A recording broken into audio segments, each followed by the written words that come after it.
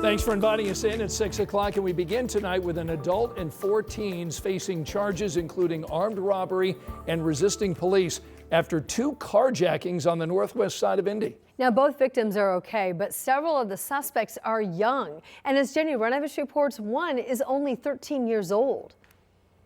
Police say the 2 carjackings just minutes apart Friday night involved suspects not even old enough to drive. They stole 2 vehicles, ruined people's lives. The first crime at Reflections Apartments near 79th and Ditch. A driver in the parking lot confronted by people with pistols, dressed in black, wearing masks. They took his car by force. You get out, you have a gun to your head. You're like, okay, you win. You got the draw on me.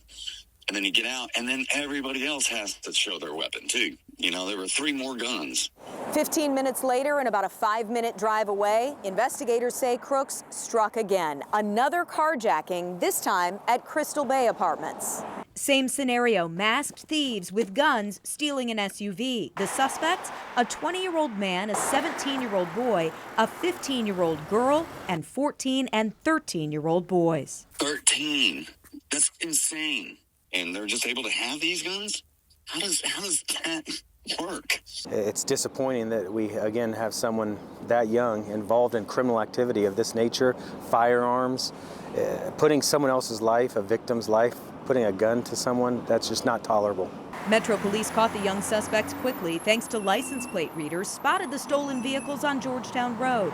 They both took off, but after police pursuits, officers made the arrests. Found these guns in the car and in a girl's backpack. All it could have taken was one person to make the mistake of accidentally pulling the trigger. The victim wants more cameras and security in these apartments. Reflections telling 13 News, "We don't know," when asked if they have a security officer.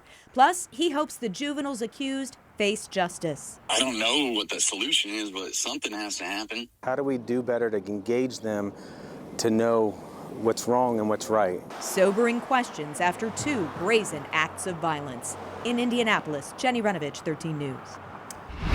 Tonight, an Indianapolis man is facing criminal charges in connection to a deadly crash following a police chase last week. This happened in Plainfield near US 40 and Ronald Reagan Parkway on Wednesday.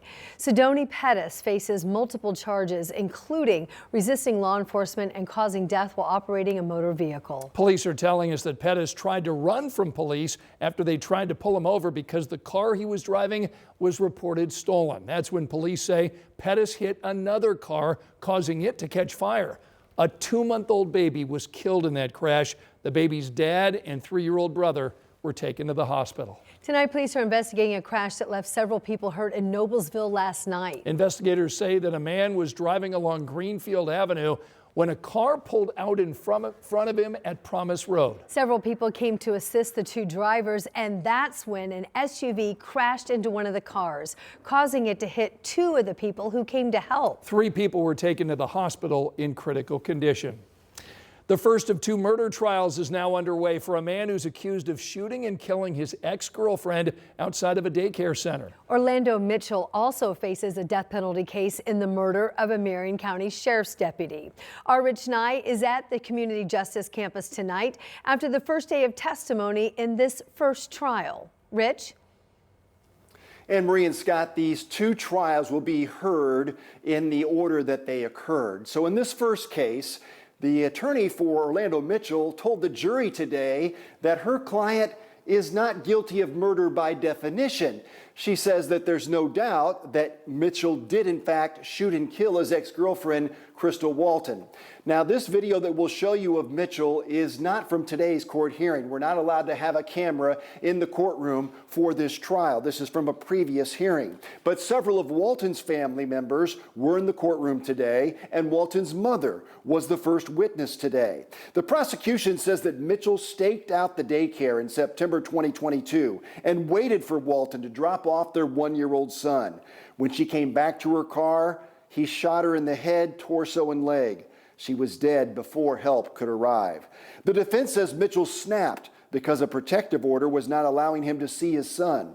Mitchell ran from the scene, but was apprehended a few hours later after a shootout with police. Mitchell was shot in the leg.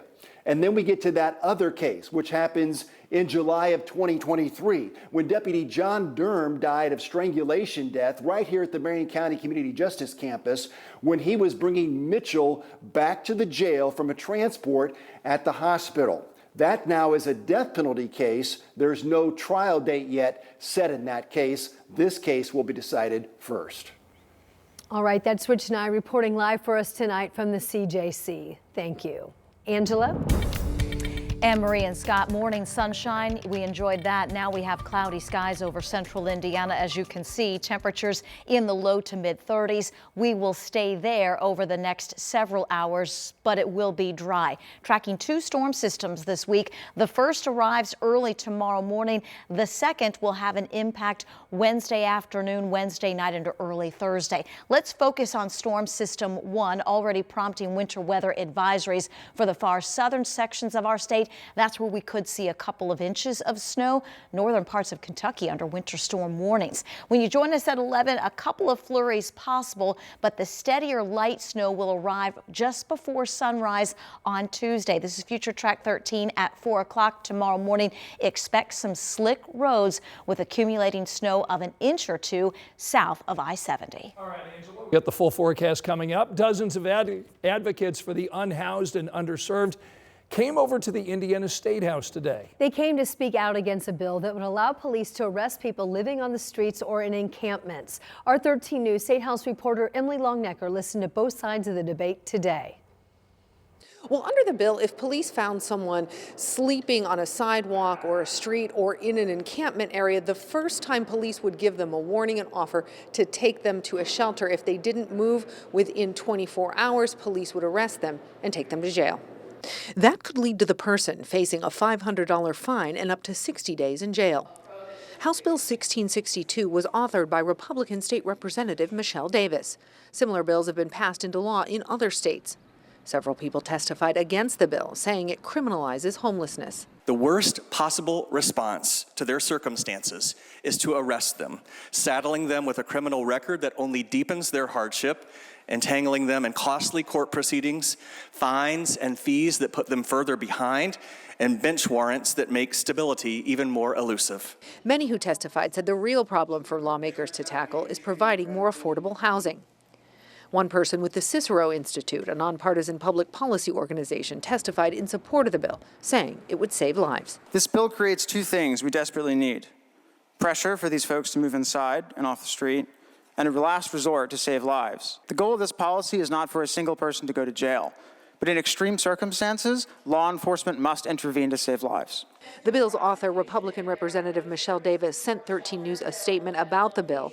It read, quote, "I authored House Bill 1662 this session to help keep our communities safe, accessible, and well-maintained for everyone. This measure sets clear guidelines while allowing flexibility and compassion in enforcement. This is just a start, and we need to continue to look for long-term solutions to help reduce homelessness." The bill didn't get a vote today. The chairman of the committee decided to hold it. It has until next Monday to make it out of committee and move forward in the legislative process. At the Indiana State House, Emily Longnecker, 13 News.